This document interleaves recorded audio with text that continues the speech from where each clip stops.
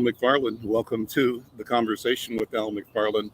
Today is Friday, June 9th, 2023. A beautiful day, so beautiful that I chose to office outside today at my home in North Minneapolis, sitting on my back porch, my back deck, and enjoying the sound of birds, of the traffic on the street, distant and near sounds.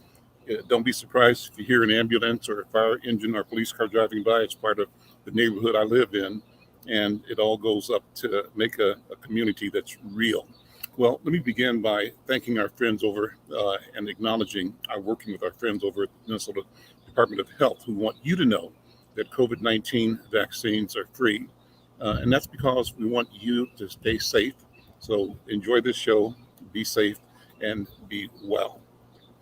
Uh, as always, I open with an invitation asking you to support this conversation, this program, by going to our YouTube Insight News MN channel and becoming a subscriber. Well, as you know, we are streaming this across a variety of platforms. I'll just review quickly.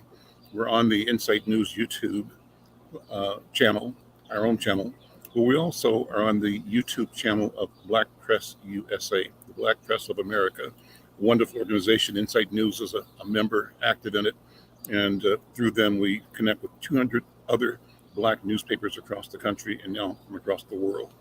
We also stream this program on Black Press USA's Facebook page, on Insight News' Facebook page, on Insight's Facebook page, and on Al McFarlane Facebook.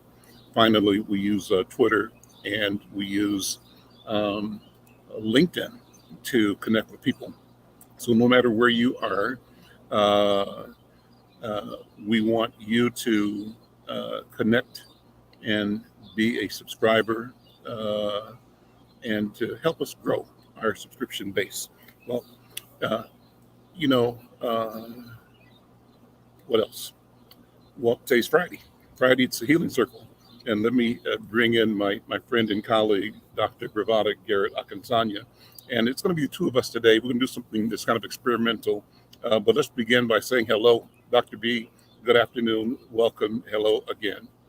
Hello to you and to our viewing audience out there in cyberspace or wherever you are. I'm excited because this is a beautiful Friday. Mhm. Even though we understand that some of the smog is coming down from Canada, it's still breathable. So we're trying to get as much good air as we can before it descends on us, or at least pray for the wind to change. So I'm glad to be here today, and I'm looking forward to having a wonderful weekend with my family and friends like you, Brother Al. So as we continue the show, I'm excited that we still get to hold a healing circle. Yes. And it's such a time right now for the healing circle. So if you don't mind, do you want me to go ahead and Please. discuss Absolutely. the protocol? Yeah, I think so. And what's important to me is that we do this protocol every week because we're teaching ourselves and teaching our community how we be together in a way that's orderly and that's complete and that's respectful. And so we're training the world in this conversation. That's correct. So, first of all, we gather in circle. So, although we're not in the same space, in the same room, we envision the circle being completed between us and even those of you who are in the listening audience. And in that circle, the reason we gather that way is because in a circle, there is no beginning or end, and there is no one who doesn't have equal access to the center of the circle, which is the space of power. So we share power in the circle. We share it with spirit, share it with voice. And in that circle, we honor our elders. We begin by acknowledging the elders whose shoulders we stand on. And I say, Ashe. We begin by honoring our elders because they're closest to our ancestors. And again, I say Ashe. And as we talk about our ancestors, we remember the sacrifices and the dreams realized that we are today. And to our ancestors, we say Ashe. And we honor our ancestors because they're closest to our Creator. Now, the circle is very, very orderly. So, as we engage in the circle, we use a virtual talking stick and it goes from one person to the next. And that's how we get a chance to have that conversation and share the power of voice in our circle. So, at this point, I will pass the talking stick back to our leader, Brother Al. Here you go, Brother Al. Yeah, thank you, and I'll take it back. This is great. Well, today we wanted to, given that there's so much happening in the world and so heavy, it always is. Sometimes you have to, in the spirit of self-care, take time to divert, distract, refocus, reshift, and I kind of want to do that with today's program between us, and I think it'll be fun. And our producer, Yasmin Hayes, has come up with the idea of having us talk about us a little bit in ways that we haven't before, or we talk about us from time to time. So she's put together a series of questions that, as I understand it, and this is in the spirit of improvisation, either we both will answer or we will ask each other. And I'm looking at the first question now in the post. I'm going to presume that I'm supposed to answer. The question is, what was the earliest memory of the world around you, and what did that mean for you? First of all, let me say it's a great question because it's a question I ask variations of it all the time to all of my guests. I seldom get it asked of me, and so I'm pleased that it's the first question she's put forward today. And my response is twofold, even though you're asking for the first. My first is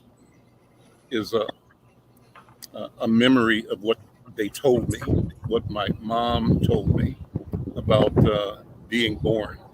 I was born in Kansas City, Kansas. We lived in Kansas City, Missouri.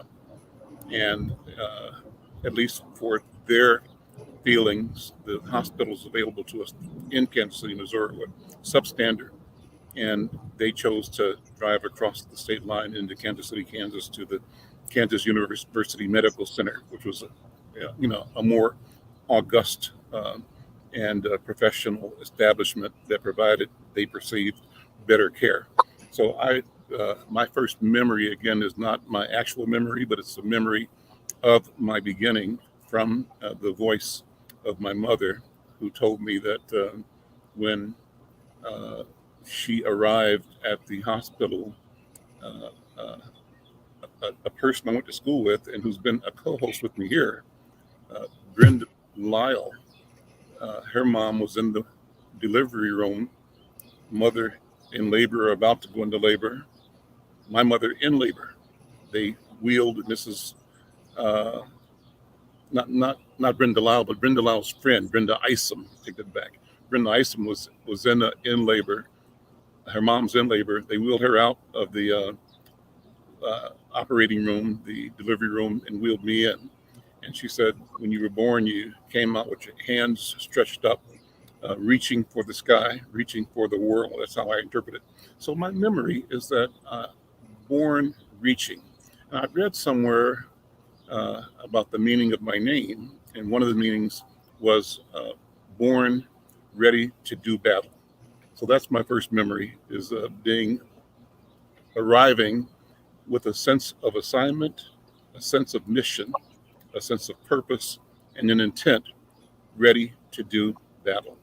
So, sister Bravada, I'm passing the talking to you with the same question. I take it and I receive it. Thank you. I love that question. And I think about my earliest memories. Actually, I don't know why I remember this, but I remember my mom had 5 boys before she had me. And so she was so excited to have a girl that she was going to name me Bravo because she was just so excited. And she taught school. So she said, those kids are going to give my baby a clapping complex. So I'm going to find this harder name, Bravado. And bravado means bold, daring, and courageous. And she said she thought it fit me for coming into a house full of boys. So, so she feminized it, and that's how I got the name Bravada. And I don't know if you know, there's a cart that was called the Oldsmobile Bravada. So my Mm-hmm. claim to fame is to have my name on the butt of a vehicle. But I remember how excited my brothers and my family was mostly by memory of them telling me. But I do recall getting new clothes and getting little socks put on my feet. And I don't know why I remember that, because I think I was barely walking. And soon after I was born, my mom had my little sister Lisa. She was about a year and a few months after me, and she was my best running buddy. And she's kind of light skinned, and her eyes are a little lighter. So my mom said I used to try to pick in her eyes, poke them like they weren't real, like she was one of the dollies. And so I still laugh at the fact that I have a little sister, and she's about 5'7". I'm 5'1". And so she looks down at me, but she looks up to me. So that's my first memory of us. She's always gets pink, and I always got blue. And I told my mom, blue is for boys. I don't want to wear blue anymore. So she switched it up, and I wanted pink. I wanted blue again. It was just hilarious. So I do remember that. And I remember it was just so much love. That's what I remember. Just surrounded by love. Okay. So another question, Yasmin. Uh, so the question is, who is your favorite music artist? I'll answer that. My favorites, I can't name one, but I would name Sun Ra, the jazz musician, and I would name John Coltrane, the jazz saxophonist. But there are many, but they would be the top among them. One of my favorite musicians, however, is my brother, Wayne McFarlane. Wayne, I was number 2 of 12.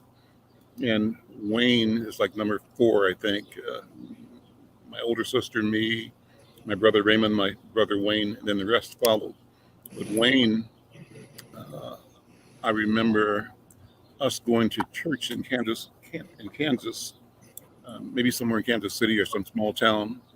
And I may have told this story here before, but Wayne was maybe a year old or 2 at the most. So as a little kid, feet couldn't reach the floor. He was sitting on the folding chairs in the church. We were in a Pentecostal church, as we were raised in.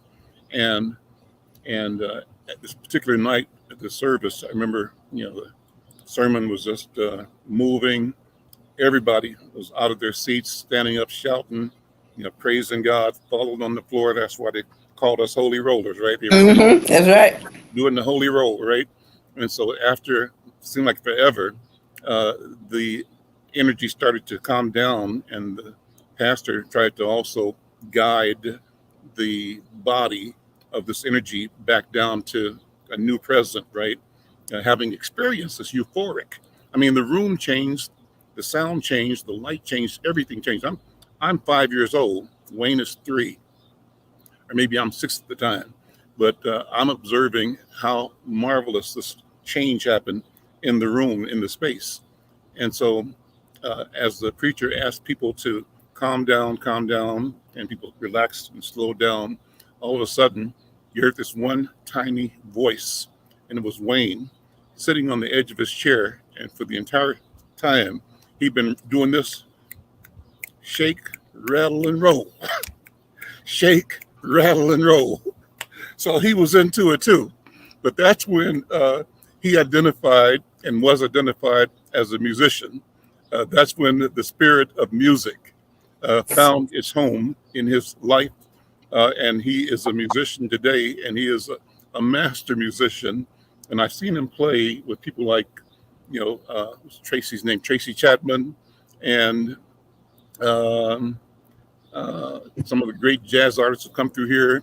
But also, I've seen him mostly as a band leader, and I've seen him bring people and orchestrate their presence, their being together, in ways that none of them could have imagined before he was able to use his gift to open up the window to another dimension. That's what I love about jazz, and that's why Wayne's my favorite musician. And he keeps me in the mind of John Coltrane, in the mind of Sun Ra. I'm going to pass the talking stick to you, Dr. B. Oh, I accept, but that you're right. Your brother is something else. Mhm. He really is. He's Yeah. he's pretty awesome, and I see why you can claim him. I do. And I was thinking of my favorite musicians, and One of them is Aretha Franklin, and it's because when I was young, everybody was singing RESEPT. Tell me what it means to me. So she was my favorite, and I probably couldn't even read. I don't even remember if I could read, but I was sure able to pop to her and listen to her singing. And as I grew into maturity, I realized the depth of her songs and her music and the many lessons she was teaching as a Black woman in the space, holding true to herself and where she came from. She never gave up her gospel part, but she definitely integrated the soulful R&B that she brought forward. The sister was just all of that. And one of my last tapes of her was hearing her sing, I forgot the name, Noche Dulcium or some opera, and she was kicking butt with that. So she was my favorite. And as you were thinking about your brother, I remember I grew up in a very musical household as well. And in my house, everybody played an instrument. My oldest brother played the trumpet. My next oldest brother played the bass. The other brother under him, he played saxophone and piano and everything. And then the one after him, he played the drums. So about every Friday or Saturday, and this was before integration, the boys from the school would all come to our house, which was pretty large on the corner, and they would have jazz sessions. And I remember them playing a song Watermelon Man. Wow. And I remember all of that. And one of the boys, his name was John Gentry. I had a crush on him, so I never missed the in-house concerts. And I remember the excitement of bringing them Kool-Aid as they took a break, but just that music around and singing and my mom was the choir director at church, so she had us singing in harmony. And one of my favorite memories of her before she died was we had gathered in Lubbock, Texas, which is where I'm from, to have a Thanksgiving or Christmas with her. And my brother Douglas, who sings beautifully, he sang off key on purpose. And my mother hit him. She said, "Boy," and she's supposed to have dementia, but she didn't have it then. She said, "Quit singing off tune. I'm gonna whoop you." And all of us just fell out. But I love music because it is God's language when we listen. It really is. So I thank you for that one. Well, I'll take your talk. So let me sit on that a minute too. I love music. I want to spend more time with that. I want to do two things right now. One is I'm loving what we're doing. This conversation is a great one, and I think that it's important that we tell stories. And I wanted you and I to talk about why storytelling is important, what it means to the individual, and what it means to the family, to the culture, what it means to the world when we bear witness, when we have the opportunity to recognize that what we feel and what we know, what we experience is genuine, and that our lives are worthy, worthwhile, and our experiences deserve to be examined and documented with an eye towards how do we continually improve what we are to each other and to ourselves and to posterity as well. So I think this storytelling is a great thing, and I'm glad that we're taking time today to tell our personal stories, because in every story you tell, you provide an analysis of existence. You go to the core of what it means to be alive, to be a human being in everything. And that's the beauty of it for me. Music, my response there, same thing, being in a musical family and being out of a church experience. My experience growing up had to be the experience of seeking to understand the power, the presence of the Spirit. And what is the Spirit, and what do we mean as Pentecostals when we say the Spirit, when we say the Holy Spirit? We talk about and beyond. And what do we mean if we say that now, even if we're not in the tradition of the West, but go into Africanity or pre-European and pre-modern? What does it mean to be spirit? What does spirit mean? And so you described it, music as the language of God. And I'm always fascinated to watch what happens, this process of transformation as artists do their work. When the artist is playing his guitar or she is singing, uh, I'm watching as a participant in the process, looking for the moment of transformation. And if we are lucky and if everything aligns, uh, you can see, witness the uh, entrance of an energy, the spirit, in a way that makes the moment bigger than it was, more than it ever could have been, but what it really, really is. So that's what I love about the music. Does that make sense to you, Dr. B? I'll hand it back to you. Thank you. And it does make a lot of sense. And I think you just articulated it beautifully. There's something that's very divine about sound, intentional sound, and letting out one's feelings through sound. Voice in various ways is musical. I think about the Tower of Babel when everybody was speaking those different languages, and the melody, the melodic nature of voice. And when we pair it with instruments that are created because we're trying to give variation to our ways of giving and sharing voice, that I do understand. I see music as very spiritual. And I think that and that's why I said when we really listen, we can come to that place you just described of connecting with the musician. And that connection, it may even be someone singing a language like Yoruba, my husband's language, and your culture. I mean, your background, heritage, your ancestry heritage, Yoruba. Hearing words in Yoruba language are melodic to me. And as people are talking across the room, the rhythm of it, it's very inviting. You can tell when someone is talking about something wonderful or talking about something bad. You can tell not just by the look, but by the inflection and the sound of their voices. And so I think that our stories, our history, our sharing of spirit with our voice is very critical to our wellness. And so earlier you were saying, like, what role does that play, and how does that capturing of one's spirit? I think you're most well when you see that you're connected to the divine and to each other and to the earth around us. That when we are truly well, we know we are a part that is unique to us, and there's only one us in the universe. Just think about it. You may see people who even look like you, but they don't have your shared experience, and they're not you. And that's what makes, I think, the world so glorious, and music and living and voice and conversations so special and precious, because once it's said in the manner it's said, it can't be said again. And it goes out and it comes back with more power than it had before it left us. So Yasmin is asking if we're ready for trivia questions. So yes, we're ready, Yasmin. And this one is for me. So what's the trivia question?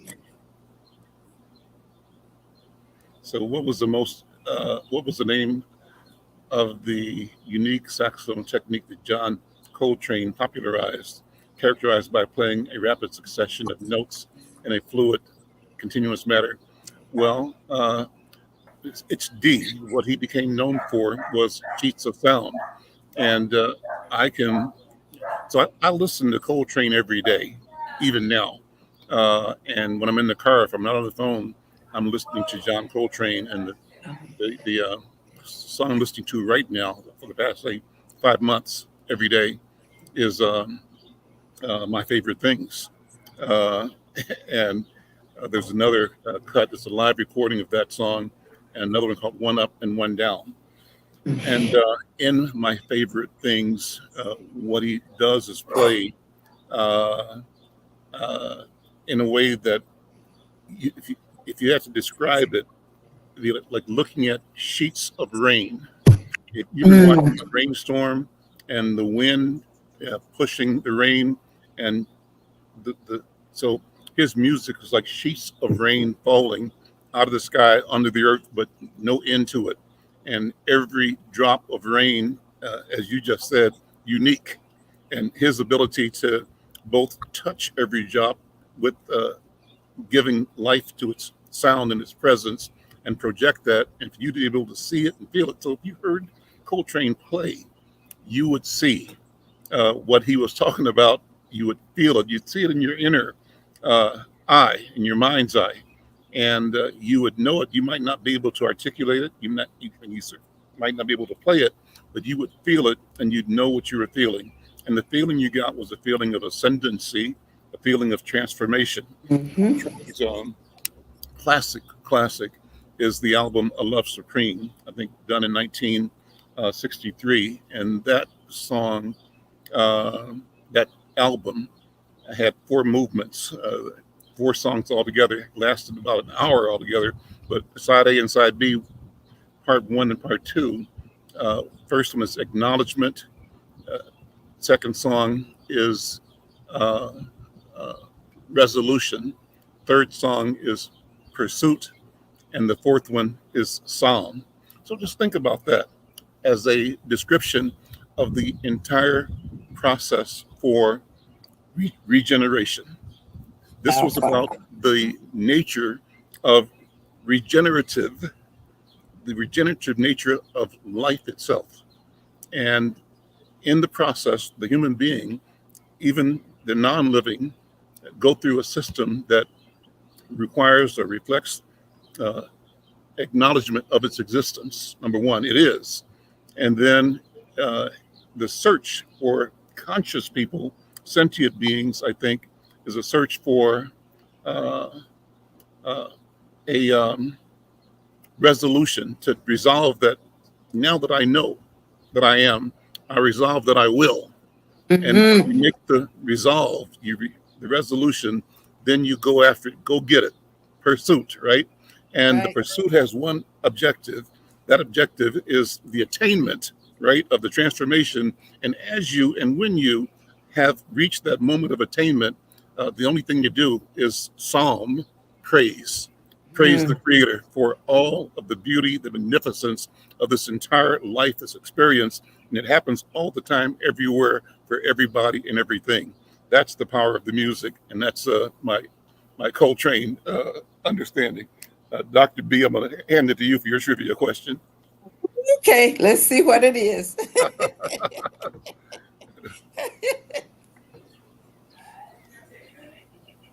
Okay. In the show Good Times, the Evans family lived in a public housing project. What was the name of this housing project, and which was also the name of a real-life public housing development in Chicago? Well, since I grew up in Florida, Texas, I don't know nothing about Chicago, but I do believe, I'm thinking it was it the something Homes? I thought it was it Henry Horner Homes? That don't sound right. What was it? I don't know. I'm betting it's Robert Taylor Homes. Robert Taylor Homes. That's what that's I think. The one that looks like it. Yeah. But it could be Cabrini Green too. Well, she said. I don't know what it was because she said yes. That's the answer. Okay, there we go then. Robert Taylor Homes. Yeah, there we go. So one of the things that I loved about that show, and the reason it was fun to me, was I know that everybody loved JJ, and everybody loved the mom and the dad and the little brother and the little sister who is played by Janet Jackson. But the person I really liked on the show was the janitor. I forgot I think it was Mr. Melvin or something like that. Mm-hmm. He was Mr. always Brown, maybe. Mr. Brown. He was always so funny, making coming to fix things and never fix it right. It was just remind me of how, you can still be loved and messed up. Mm-hmm. At the same time. So we would just look at him and the kids and their many antics. So that's what I liked about the Good Times, and that was a lot of fun. I would laugh a lot because it reminded me of my own family, how we would get in the house and just act a fool and have fun. So that was it. I'll take the talking stick back. Yasmin's next question, I think they're both the same. What makes you smile, and where do you find joy? So, before I answer that, our friend Michelle Madison, thanks Michelle, says there are so many artists that she loves, both past and present, like Isley's and Marvin Gaye, Earth, Wind and Fire, Anita Baker, Little Kim, DMC Kim. She can go on all day. Thank you. And I think that's true of all of us. There's so much creativity, so much genius in our culture. It's everywhere. I think I told you, maybe I didn't say this already, maybe I did, that yesterday was my daughter Celine's birthday. And when we called her on the phone, I sang happy birthday to her, and I did my best Stevie Wonder version of happy birthday with going all up and down the scale, right, and stretching it out. So I had fun. She probably laughed and said, "Boy, what you've been drinking, Dad," you know. But the music is a wonderful thing. I don't know why I said that, but here we go. What makes you smile? Well, what makes me smile, that's why I said it, is what makes me smile most is my wife, Bobby McFarlane, and the thought of being with her. And where do I find joy? I find joy in her. And my goal is to not get fired, to be with her for as long as she'll let me be in her life. And then, and what makes me smile is when she says, "Hey, you did okay. That was all right." That's kind of what I'm living for at the moment. And what else makes me smile? I think nothing compares to that. Dr. B, I'm going to hand it back to you. I'm having some technical difficulties. I don't know if you can hear me. Hear you perfectly. Hear you fine. Okay, that's wonderful. Then the thing that makes me smile is when I see kids playing and when I get a chance to play with them. So part of the reason I like being a child therapist is because I get to play and get paid for it. So I like one of the things that makes me smile is that they find joy and play in the simplest of things. They find happiness in the simplest of things. And it gives me joy when I see children who are well cared for and parents who are taking care of their babies in a loving manner.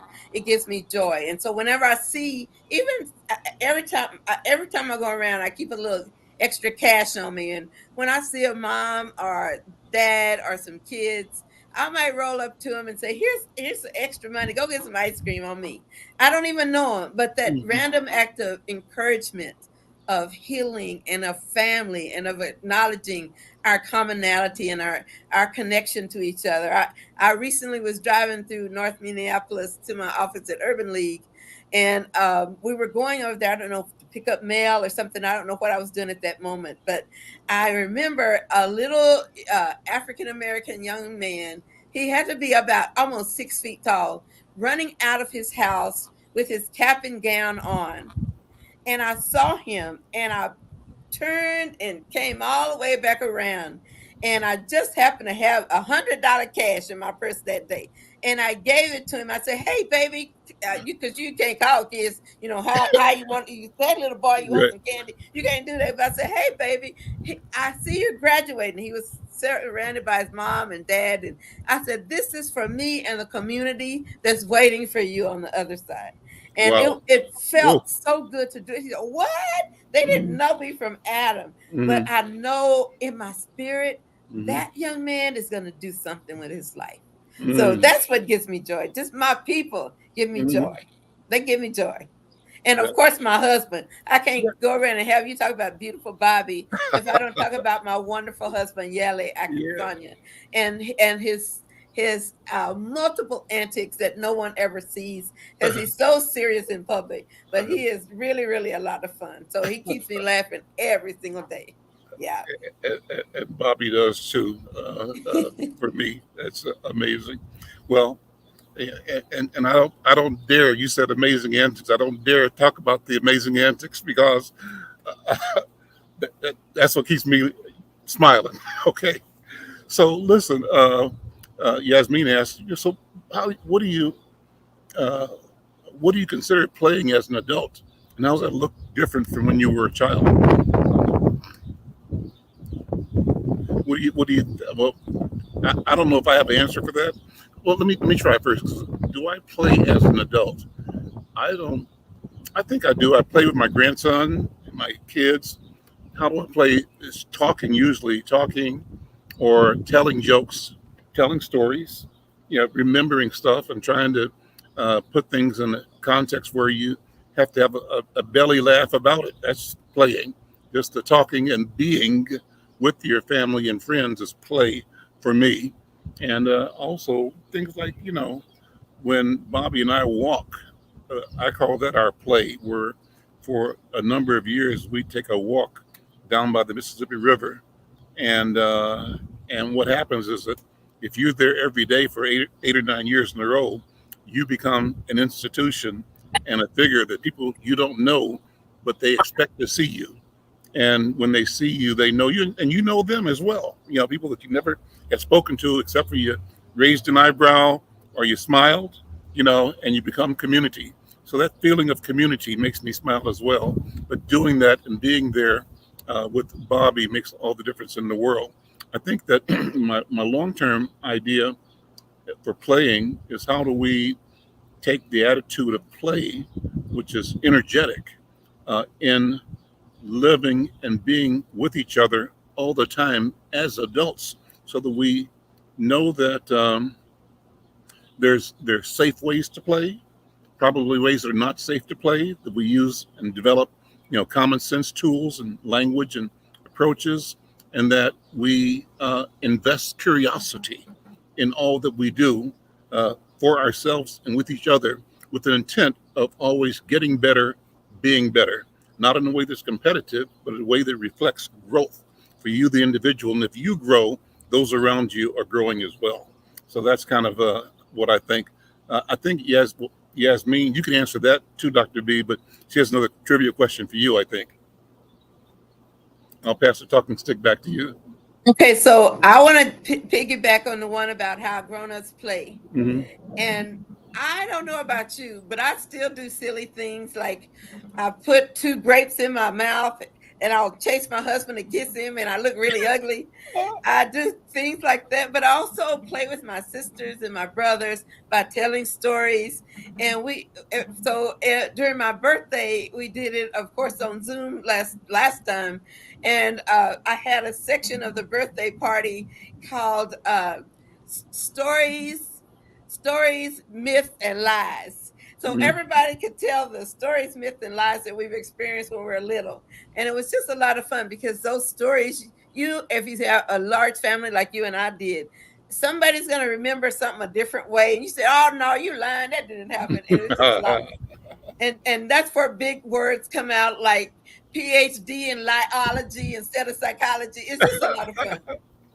That's a lot of fun. That's how I like to play, just hanging out. So, Yasmin, is there another one for us, or are we good? This has been fun. All right. Yep. Oh, Aretha Franklin made history in 1987 when she became the first woman to achieve what significant milestone in the music industry? I know 2 things. One was, I think she got the Academy Award, the Grammy Awards, 10 of them.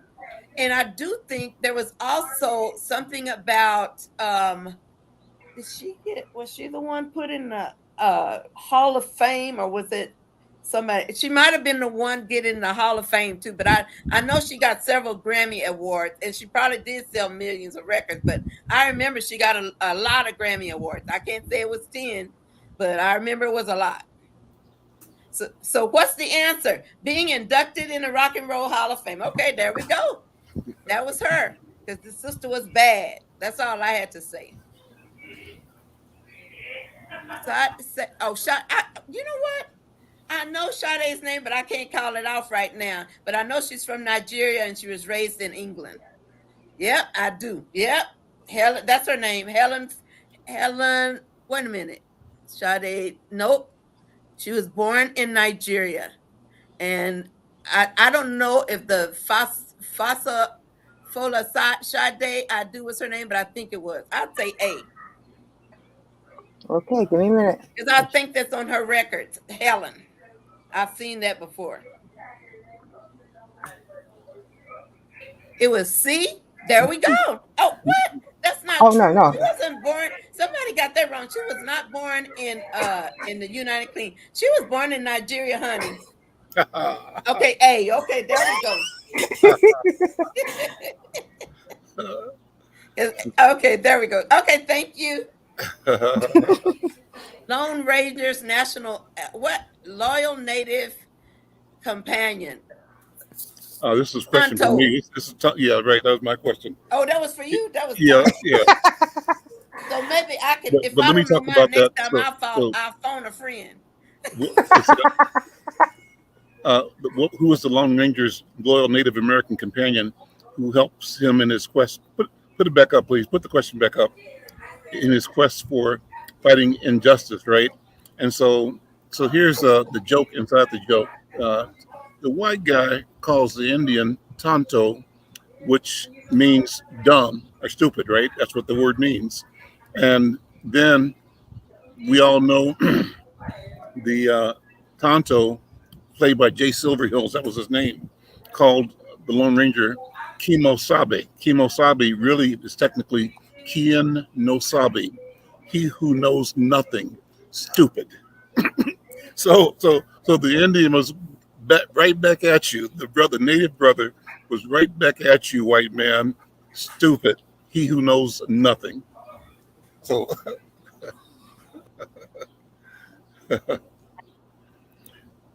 what else? It was fun. What else? Yeah, it's fun. What else we got? Michelle is leaving comments in the comment section. So she says, now I have to get 2 presents, one for my grandson who turned 5 and his bestie who turned 5 a day later, whom I really adopted.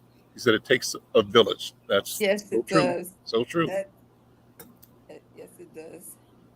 And she is still family. That's for sure. She says she's traveling south this weekend to celebrate her grandson and his best friend who adopted her, their birthday. Oh, So okay, let's see. Here's the question: which musical instrument? What's that noise coming in the background? Is that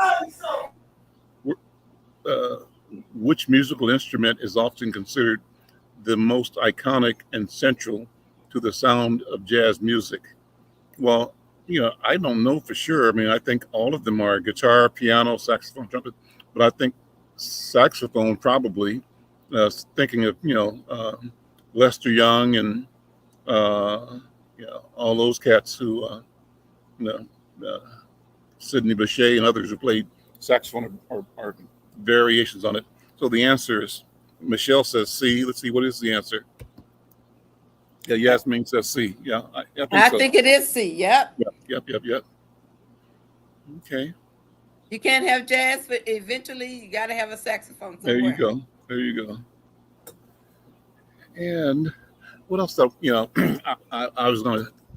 was telling Yasmin before the show or last week about stories that I want to talk about from time to time, and one that I mentioned was when I was in Russia, in Moscow. I was at a conference for American Center for International Leadership. It was a 10-day trip. We spent it in Moscow and in St. Petersburg, and we had everybody that was in the groups, like 15, 20 people, out of which 5 of us were Black, out of Atlanta and Baltimore. Organization that sponsored it was out of Baltimore. It was a good trip, my first time being in Russia.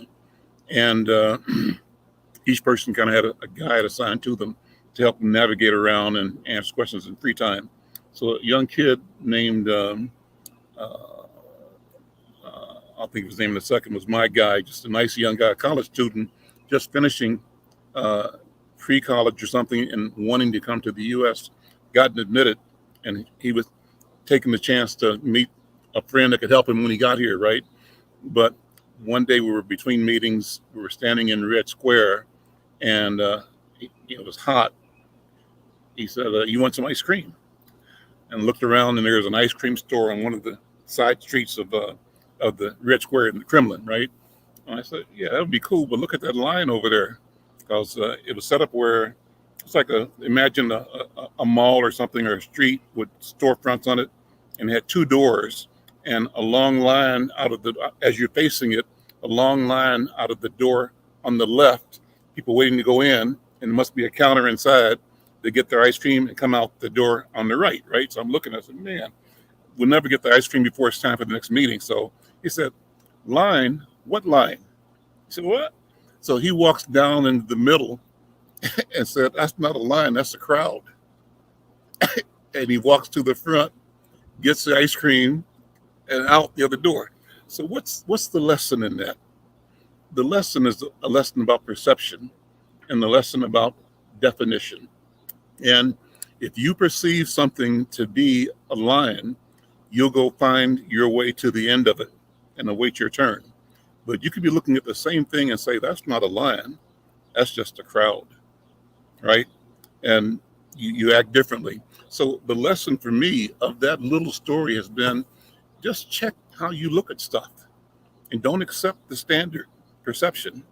Sometimes it's okay, sometimes it's not, and sometimes there are other ways of looking at things in the world. But back to music and the same idea, the Afro-Cuban All-Stars, their album called Reconciliation.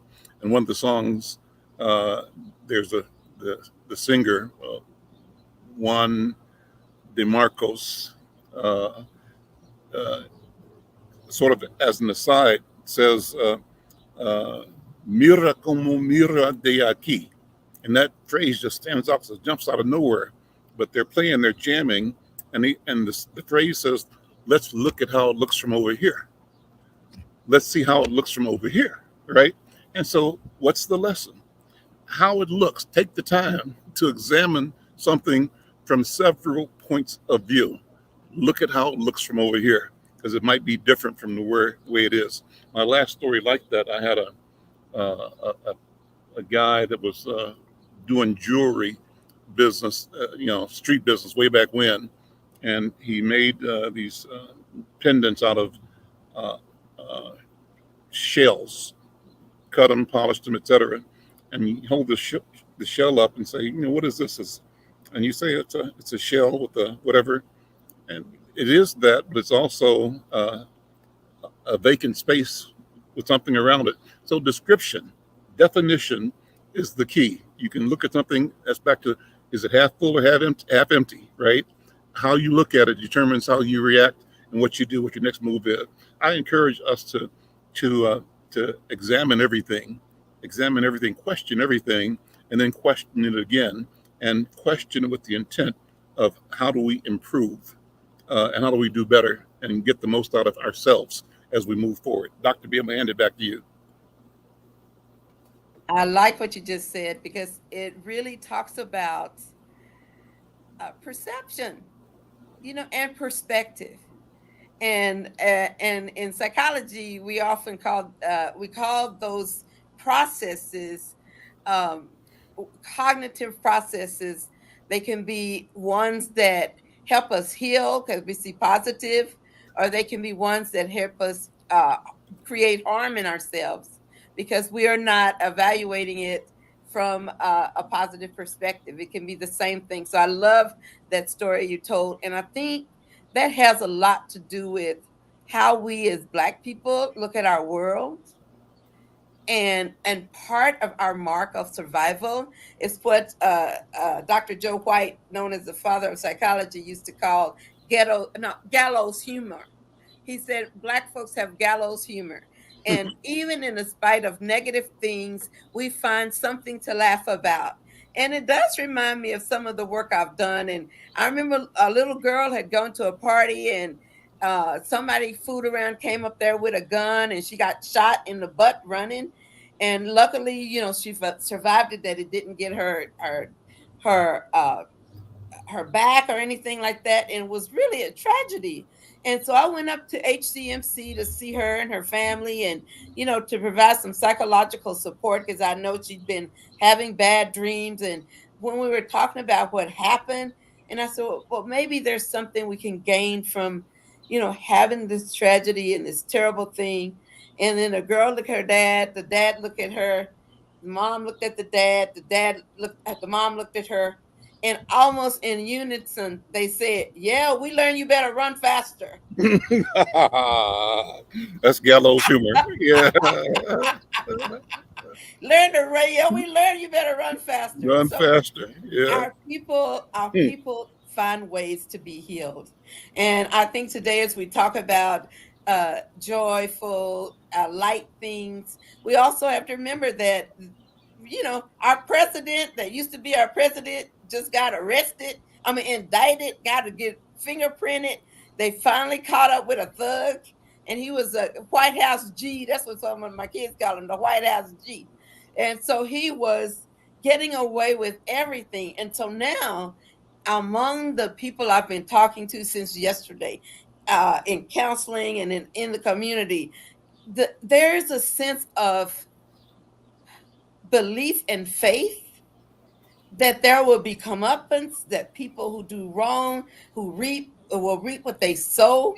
Mhm. And for us as Black folks, ideas of equality and equity and fairness in the universe, they're very, very important to us. And so instead of us, I know the country, a lot of people in the country are sad about it, but woo, we have a whole bunch of folks that I know who are just saying, he finally got it, the world isn't as bad as I thought it was. And that's what I'm thinking. What is your opinion about that, Brother Al? Well, I think you are right. I think everybody's waiting to see if the system's going to work and whether he's going to, as he plans to, escape judgment and escape the consequence of his actions. And he believes and he's declared that he can do anything he wants to with no consequence, shoot somebody, kill somebody in the middle of Fifth Avenue or something, and it would be okay because he was who he was. And so I think the society is looking to test that. So far, he has done what he said, and he's not had to suffer any consequences. And what we do know is his attitude is that he can beat anything and everything, and that no matter how hard they press against him, he sees himself victorious. And he actually sees his intent is to leverage the public, the so-called silent majority, the true believers, uh, the white right? The what you call those guys? Those uh, the nationalist group that did January 6th. So he's thinking to mobilize that into an army that will threaten uh, the existence of the country. So what's happening now, Dr. B, is there is serious discussion in white media about a civil war. And people that are writers and organizers and planners are saying that, there's always been this subterranean rumble about, the people who were the mountain people in the Dakotas and Wyoming that were preparing for the showdown. But now that is more widespread, more expansive, and people are now feeling that that day is soon to come. And that has to be frightening.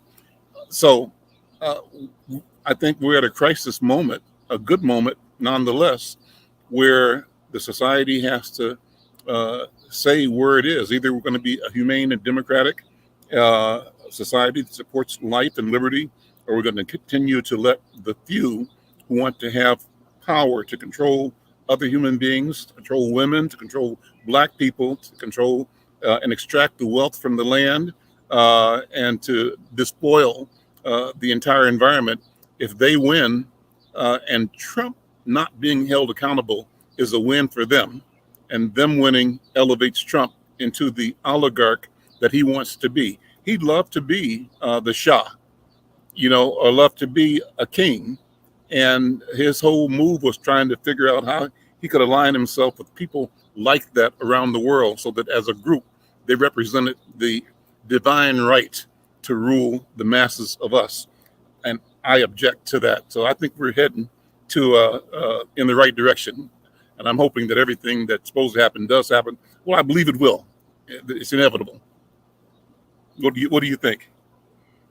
I think I'm just going to tell you, like, one of my young people that I see for therapy told me last week. He said, and haven't heard him his response about Trump at this point, but he told me last week. He says Dr. B, we went through COVID, and that influenced a whole lot of us because we are connecting type people, and we don't want to separate from each other. We're connected to each other, and because we're connected, we had a lot of COVID. And he said, and now we're dealing with long COVID, like we're going to have a long COVID support group, thanks to MDH. But he said, I think that Trump was like COVID. And COVID, long COVID, is like when you think it's gone, but it still persists. He said he's long COVID. He's the societal version of long COVID. Yep. I said, Lord have mercy. So to me, that pretty much summed it up. That is something you can't shake. It's something you keep struggling with. The aftermath of the existence of the presence of the first it's a lot that he's bringing. But one thing I do know about our people, we're resilient. There we go. And long COVID or long Trump won't put us out. That's right. That's right. And one of my last thing I want to say about Aretha Franklin is one of my favorite songs she had is, I think was called she don't want, let's see, I'm not gonna let somebody take away my faith. Here we go. And they're not gonna take it. So, and she talked about, whether or not, no matter what people do in this world, that she's gonna hold on to her faith, and her faith that things will be good and hopeful and healthful, and that the good people of the earth will win. So that's my little take on that sentence. Here we go. Well, I'm going to end the program with another recommendation out of John Coltrane. And that recommendation is a song called Dear Lord. And just go to YouTube, find it, listen to it. And it is such a wonderful and healing song that you will enjoy it. I guarantee you. It'll brighten your day and just put you in your best mood to face whatever it is you're facing better, stronger, clearer, and with more confidence. Well, with that, I think we're out of time, Dr. B. This is such a wonderful conversation. A good chance to, being with you. That's what we call this healing circle. Being with you is healing. I was thinking about that. And you as well. Before the show, I said, you know what? Just being with Dr. B and Dr. Oliver, that's a healing experience for me every week. And I so thank you and so enjoy. And I'm so grateful to you. So thank you so much. Thank you, brother. And thank you to everybody who's joining us today on the Healing Circle. I hope they will subscribe like you've been telling everybody. Inside News at YouTube. Here we go. All right. There you go. Take care.